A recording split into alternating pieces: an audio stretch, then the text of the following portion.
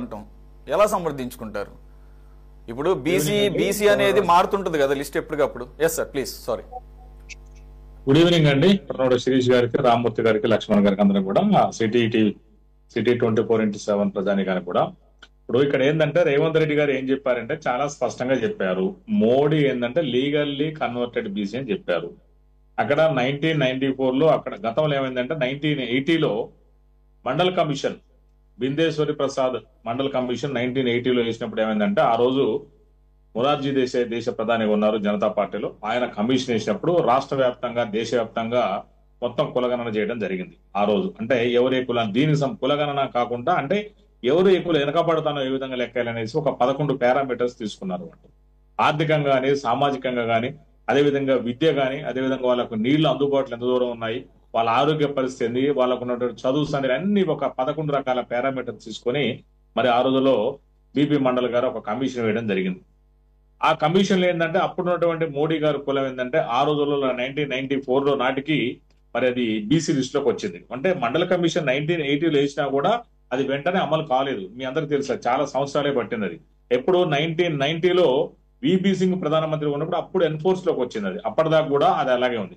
కానీ కొన్ని ఆ రాష్ట్రాలు ఏమైందంటే 94లో మరి బీసీ ఏదైతే ఉందో మోడీ గారి కులం తేలి కులము, దాన్ని మోడీ కులం అని కూడా వాళ్ళ దాంట్లో తేలి అనేది ఒక సబ్ కాస్ట్, దాంట్లో దాని కులాన్ని కూడా 1994లో మరి ఆ రోజు బీసీలో తీసుకోవడం జరిగింది.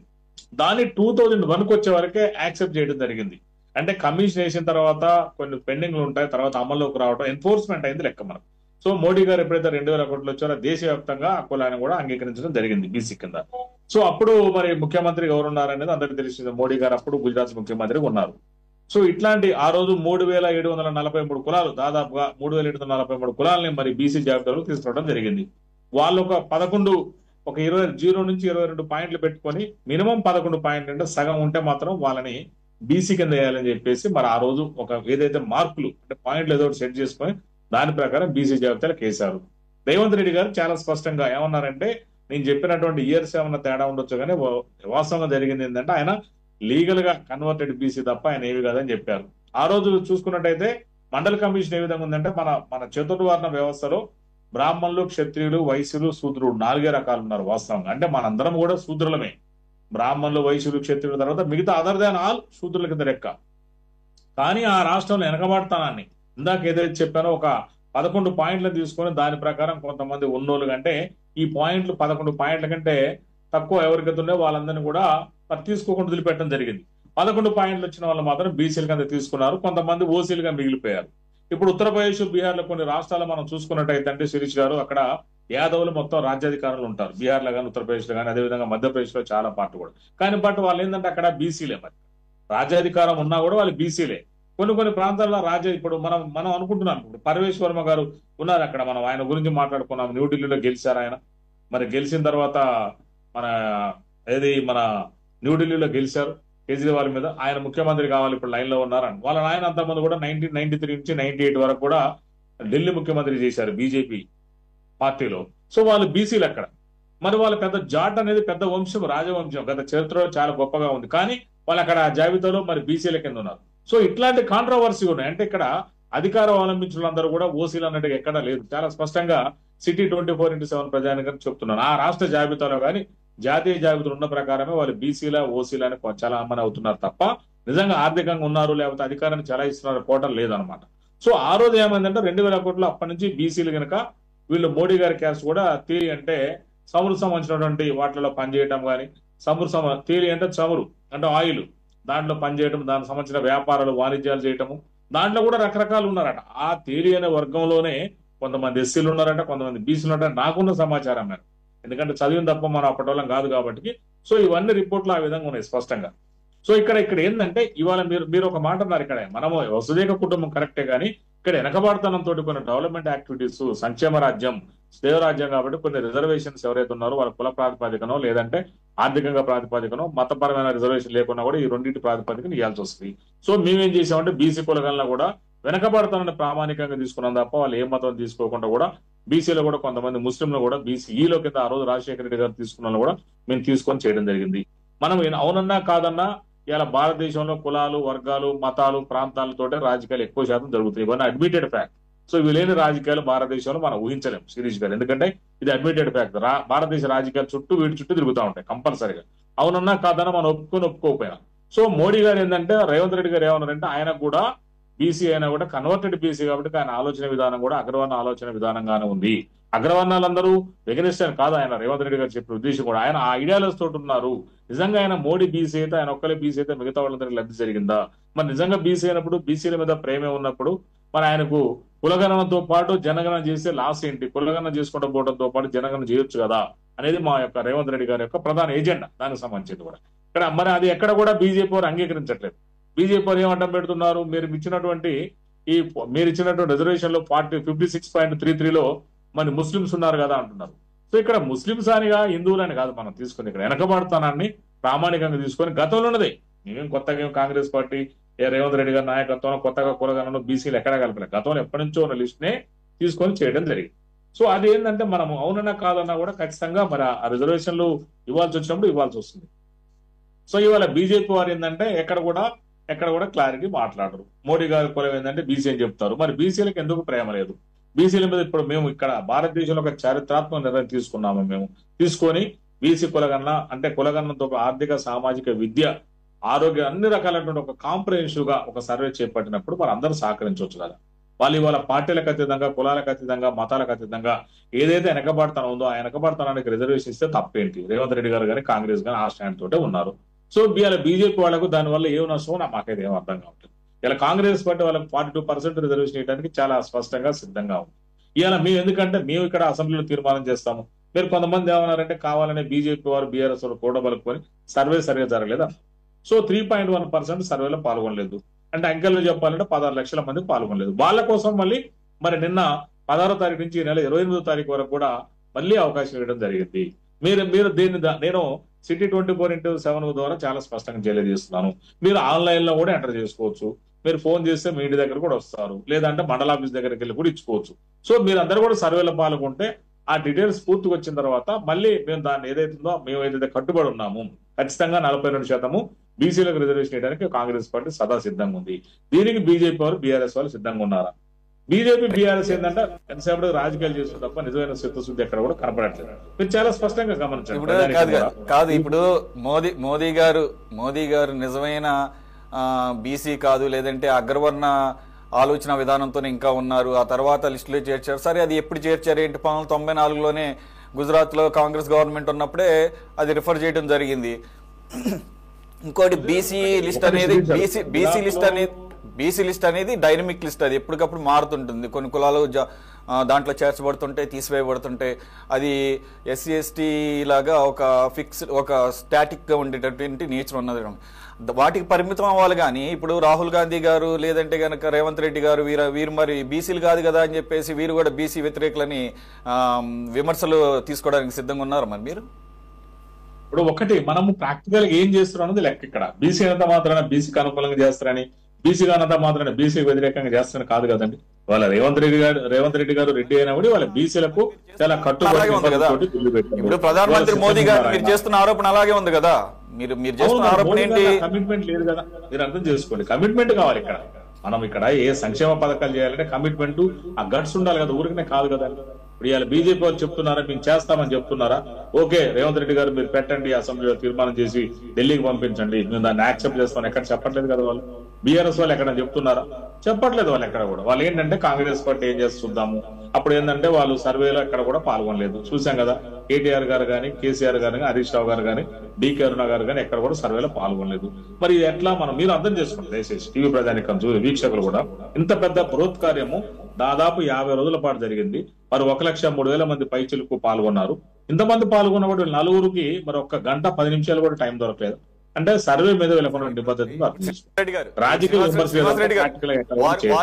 వారు పాల్గొనలేదు కాబట్టి ఏమన్నా సర్వే ఏమన్నా ఇన్వాలిడ్ అయిపోతుందా, లేకపోతే సర్వే ఏమన్నా క్యాన్సిల్ చేస్తారు? కాదు కదా. వారు పాల్గొన్నా పాల్గొకపోయినా సర్వే వస్తుంది మనకు. 100% సర్వే కావాలని కదా వీళ్ళు కొర్రి పెట్టింది. ఎక్కడ మీరు గమనించాలి. నేను అడిగిన దానికి క్రాస్ చేస్తున్నారు తప్ప నేను కాంటెంట్ ని మీరు ఫాలో కావట్లేదు. 3.1% సర్వే అందరు చేస్తేనే కదా. నేనున్నాను, మా దగ్గర గోళ్లపాడు, నేను హైదరాబాద్ లో ఉంటాను. మరి గోళ్లపాడు వెళ్ళేందుకు నేను తీసుకున్నాను. నేను ఫోన్లో చెప్పలేనా? ప్రత్యేకంగా 2 సార్లు పోయినా మీరు ఆశ్చర్యపోతారు. అంటే మన ధర్మము. ఆ రోజు కేసీఆర్ గారు 2014 పెట్టినప్పుడు కూడా నేను ఆ రోజు కూడా ఊళ్ళకి వెళ్ళి దగ్గరుండి ఇచ్చి వచ్చాను. మరి మనం ఎందుకు, మన బాధ్యత కదా. మనం స్కీమ్లు వస్తాయంటేనే పోవాలా. మరి కేసీఆర్ గారు, హరీష్ రావు గారు వాళ్ళకి ఏం రావు కాబట్టి పోలేదా? ఒక ప్రభుత్వంలో గతంలో 10 ఏళ్ళు అధికారంలో ఉండి ఆ మాత్రం నిబద్ధత లేకుండా ఎట్లా? అందరూ 100% ఆయన చూస్తుందండి. మీరు చెప్పండి శిరీష్ గారు, 100% రావాలని అందరూ పాల్గొనాలి కదా. ఓకే, ఇవాళ వీలు పడలేదు, రేపు పాల్గొనండి. 10 రోజులు 50 రోజులు టైం ఇచ్చాం కదండి. 50 రోజులలో కూడా ఒక 10 నిమిషాలు ఇంపార్టెంట్. ఒక ప్రభుత్వం చేపట్టినటువంటి కులగణనలో కానీ విద్య, ఉద్యోగ, ఉపాధి, రాజకీయ ఇన్ని రకాల సర్వేలు అండి. ఇవి దీంట్లో పాల్గొనడానికి ఒక టైం లేదా? ఇది కాంప్రహెన్సివ్ కదా. ఇది బీసీల ఒక్కరికి కాదు కదా, ఎస్సీలకు కావచ్చు, ఎస్టీలకు కావచ్చు, ఓసీల పేదవాళ్ళు కావచ్చు, అన్ని రకాలుగా రేపు స్కీములు అమలు చేయాలంటే ఈ సర్వే ప్రామాణికం. శిరీష్ గారు అది గమనించాలి. ఇది ఏంటంటే నేను ఆ రోజు కూడా ఫస్ట్ నుంచి చెప్పుకుంటూ వస్తున్నాను. ఇది చాలా మంది కూడా ఇది ఏమనుకుంటున్నారు అంటే బీసీలకు ఒక్కరికి అనుకుంటా, కాదు, అందరికి సంబంధించింది. ఇప్పుడు స్థానిక సంస్థల రిజర్వేషన్ చేయాలంటే కూడా ఎస్సీ ఎస్టీకి వాళ్ళ జనాభా ప్రకారం రిజర్వేషన్ పెంచాల్సి ఉంటుంది. ఎందుకంటే రాజ్యాంగంలో ఆ విధంగా ఉంది కాబట్టి. సమాజం రావాలని, అన్ని మతాల వాళ్ళకి సమాజం అవకాశాలు వచ్చేటువంటి సమాజం రావాలని మనం కోరుకుందాం. ఖచ్చితంగా కుల రాజకీయాల్ని, మత రాజకీయాల్ని మనం ఖండిద్దామండి తప్పనిసరిగా, ఏకకంఠంగా. రైట్, క్విక్లీ శ్రీనివాస్ రెడ్డి గారు. ఇప్పుడు ఒకటి సార్, సత్యమూర్తి గారు చాలాసేపు ఉపన్యాసం చేశారు, విన్నాం మేము ఓపికగా. ఇప్పుడు కుల రాజకీయాలు వద్దంటున్నారు, మీరు చేసేది మత రాజకీయాలు కదా సత్యమూర్తి గారు. మీకు అసలు పార్టీ ఆర్ఎస్ఎస్ సిద్ధాంతాన్ని మూలాన్ని మీరు మరిచి ఉంటారు బహుశా. ఇలా బీజేపీ దేశంలో మూలాలు ఏంటంటే మతం మీదనే బేస్ చేస్తారు. ఆర్ఎస్ఎస్ భావజాలం మతం ఉన్నది కాబట్టి మీరు కులం వద్దు అంటున్నారు, అంతే కదా. వేరే ఉంది, మతమే కదా మీకు కావాల్సింది. ప్రజల యొక్క అభిమతంతో మీకు సంబంధం లేదు, ప్రజల యొక్క ఆర్థిక స్థితిగతులతో మీకు సంబంధం లేదు, ప్రజల యొక్క వెనకబాటుతనంతో మీకు సంబంధం లేదు. మీకు కావాల్సింది మతం కావాలి. సో ఈ మతాన్ని దేశంలో చెప్పుకుంటూ వచ్చేసి ఇప్పుడు దేశాన్ని మొత్తం ఆక్రమించుకుంటూ వస్తున్నారు మతాన్ని అంటే. ఇలా బీఆర్ఎస్ వాళ్ళు ఏమైనా తక్కువ తిన్నారంటే వాళ్ళు తక్కువ తినలేదు. రామ్మూర్తాన్ని ఎన్ని చెప్పినా కూడా మతం కులం కాకుండా వాళ్ళది ఏంటి అంతిమంగా ప్రాంతం. తెలంగాణ, ఆంధ్రప్రదేశ్ లో ప్రాంతీయ ఉద్యమం మన వెనకబడతనం బేస్ మీద మనం ఇవాళ తెలంగాణ కొట్లాడి తెచ్చుకున్నాము. సో పరోక్షంగా అది కూడా ప్రాంతమే. అంటే ఈ దేశంలో మతాలు, కులాలు, ప్రాంతాలు లేని విడదీయడానికి సంబంధం ఉంది. సురేష్ గారు ఎంతమంది నేను చెప్పినట్టుగా. సో దానికి మనము ఎమోషన్, సెంటిమెంట్ ని బేస్ చేసుకుని పాలిటిక్స్ నడుస్తుంది అనేది యథార్థం, జగమెరిగిన సత్యం. సో ఇవాళ మోడీ గారిని రేవంత్ రెడ్డి గారు ఎక్కడ విమర్శించలేదు. చాలా స్పష్టంగా కాంగ్రెస్ పార్టీ రాష్ట్ర అధికార ప్రతినిధికి ఒక అడ్వకేట్ చెప్తున్నాం, రేవంత్ రెడ్డి గారు ఆయన కులాన్ని చెప్పారే తప్ప కులాన్ని తక్కువ చేసి మాట్లాడతాం కానీ ఎక్కడ కూడా కించపరిచే విధంగా మాట్లాడలేదు. కులం అనేది మీరు అన్నట్టుగా సత్యమూర్తి గారు 99 గెజెట్ పబ్లికేషన్ అయిందా, 1994 అయిందా అనేది కానీ ఏదైతే ఏంది కులం అనేది ఆయన ఇంత ముందు ఓసీఏ, తర్వాత కాలంలో మండల కమిషన్ సిఫారసుల వల్ల ఆయన ఓసీ నుంచి కన్వర్టెడ్ గా లీగల్ గా కన్వర్టెడ్ బీసీ అని చెప్పారు తప్ప ఆయన కులాన్ని ఎక్కడ కూడా కించపరిచినట్టుగా ఎక్కడ రేవంత్ రెడ్డి గారు మాట్లాడారు. దయచేసి ఎవరు కూడా అపార్థం చేసుకోవద్దు ఇక్కడ. ఎందుకంటే ఎవరిదన్నా ఇప్పుడు మనం సర్టిఫికేట్ కావాలన్నప్పుడు మన ఓసీ అయినా కూడా కులం అనేది చెప్పాల్సి వస్తుంది. దాని గురించి మనం ఎవరిని కులాన్ని గాని వాళ్ళ గుణాన్ని గాని మతాన్ని ఎవరు కూడా తక్కువ చేసి మాట్లాడదు. చాలా స్పష్టంగా చెప్తుంది. కాకపోతే మేము అనే ఉద్దేశం ఏంటంటే, రేవంత్ రెడ్డి గారి ఉద్దేశం ఏంటంటే మీరు బీసీ ఉండి బీసీలకు ఏం చేశారు. సురేష్ గారు కాళ్ళలో కట్టబెట్టద్దు మాకు, మేము ఈ సిద్ధతోటి బీసీ కులగణన చేపట్టాము. ఈ దేశాలు ఎవరు చేయకుండా కూడా మేము డెడికేటెడ్ కమిషన్ కూడా వేసినా కూడా కోర్టు చెప్పింది మేము విన్నాము, చూసాం. మేము ఎలాంటి సెసిబిషన్లకు పోలేదు, మేనమేషన్ లెక్క పెట్టకుండా మేము ఏమంటే మళ్ళీ ఒక డెడికేటెడ్ కమిషన్ వేసాము. 50 రోజుల పాటు సుదీర్ఘంగా మేము సర్వే చేసినా కూడా ఇవాళ బీఆర్ఎస్ వాళ్ళు ఒకళ్ళ ఇంటికి వస్తే కుక్కలు ఉజ్జుకొల్పిన సందర్భాలు కూడా ఉన్నాయి. బీఆర్ఎస్ వాళ్ళు కేటీఆర్ గారు అయితే స్వయంగా మీరు సహకరించవాకండి అని చెప్పేసి కావాలని ఉజ్జుకొల్పిన సందర్భాలు చాలా చూసాము.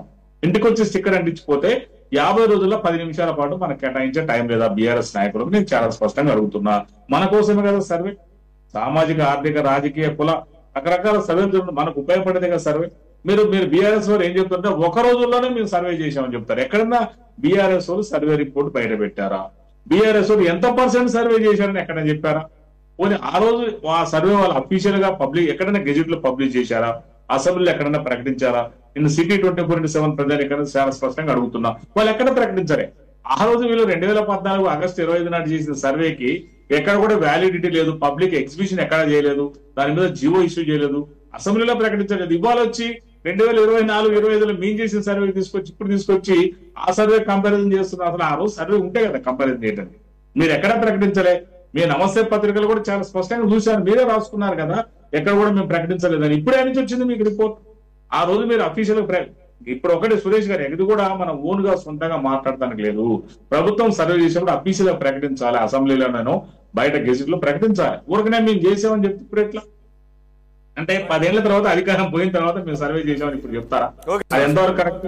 కంపారిజన్ చేయాలంటే ఆ రోజు సర్వే లెక్కలు ఉండాలి కదా. ఆయన మీరు దొంగ లెక్కలు చేసుకున్నారు, ఆ లెక్కలు బొక్కలు మీకే తెలియదు. ఇవాళ తీసుకొచ్చి మాకు ఆ రోజు అంత ఉంది, ఈ రోజు ఇంత ఉందంటే ఇలా చెప్తారు. రేవంత్ రెడ్డి గారు, మా మహేష్ గౌడ్ గారు కూడా చాలా స్పష్టంగా చెప్పారు. బీసీలు 6% పెరిగారని స్పష్టంగా చెప్పారు. మీరు ఆ రోజు ఏదైతే కులాలు ఇంకోటి కూడా చెప్పారు నేను గతంలో కూడా చాలా డిబేట్లలో. ఇవాళ మా ఖమ్మం జిల్లాలో 7 మండలాలు కూడా ఏమైనాయి అంటే కంప్లీట్ గా పోయి ఆంధ్రలో కలిసినాయి. దాదాపు మండలానికి 30,000 వేసుకున్న 7,21 2 లక్షలు, దాదాపు 3 లక్షల ఓట్లు పోయినాయంటే కదా. మా జనాభా అంతా పోయినాయి కదా. అదే విధంగా కొన్ని కులాలు మన హైకోర్టులో, సుప్రీంకోర్టులో కూడా కేసు నడుస్తుంది. 26 కులాలు ఆంధ్ర నుంచి తెలంగాణ నుంచి సెటిల్ అయ్యారు. ఆ రోజు కేసీఆర్ గారు వాళ్ళ కులగణాలను సర్వే చేసి వాళ్ళకి బీసీలకు చూపించారు. ఈ కొత్త పాయింట్ నేను చెప్తాను, సిటీ 24/7 ప్రజానీకానికి. ఆ 26 కులాల మీద ఇప్పుడు సుప్రీంకోర్టులో పిటిషన్ నడుస్తుంది. మరి వాళ్ళ బీసీ కులాల కేసీఆర్ గారు ఒప్పుకోలేదు. తర్వాత సర్వేలు చూపించారు, దాంట్లో పెండింగ్ పడిపోయింది. ఇవాళ వాళ్ళు మీరు లెక్క చూపించాలి కదా. మరి అలాంటప్పుడు ఎక్కడ బీసీలు ఎక్కడ తగ్గారు నాకు అర్థం కాదు. అంటే మీరు తప్పులు చేసి తప్పుల మీద తప్పులు చేసి రేవంత్ రెడ్డి గారు సక్రమంగా చేస్తుంటే కాళ్ళ కట్టబెట్టి బీజేపీ వారు బీఆర్ఎస్ వాళ్ళు కూడగలుపుకొని కాంగ్రెస్ పార్టీకి ఇక్కడ మైలేజ్ రావద్దు. ఇక్కడ కూడా రాజకీయమే. ఎందుకనే రేవంత్ రెడ్డి గారు అన్నది సురేష్ గారు, రేవంత్ రెడ్డి గారు ఎందుకన్నారంటే మీరు సిద్ధశుద్ధి చేయండి, సిద్ధశుద్ధి ఉండాలి, కమిట్మెంట్ ఉండాలి. మీరు బీసీ కాబట్టి ఇప్పుడు కన్వర్టెడ్ బీసీఆ మీరు బీసీ అనుకుందాం. అందుకంటే ఏదైనా కూడా ఇప్పుడు ఏది ఉంటే అదేగా లెక్క, ప్రజెంట్ కోర్సు అదేగా లెక్క. ఇప్పుడు ఓకే మీరు బీసీలు కాబట్టి మరి మీరు సిద్ధశుద్ధి చూపియండి.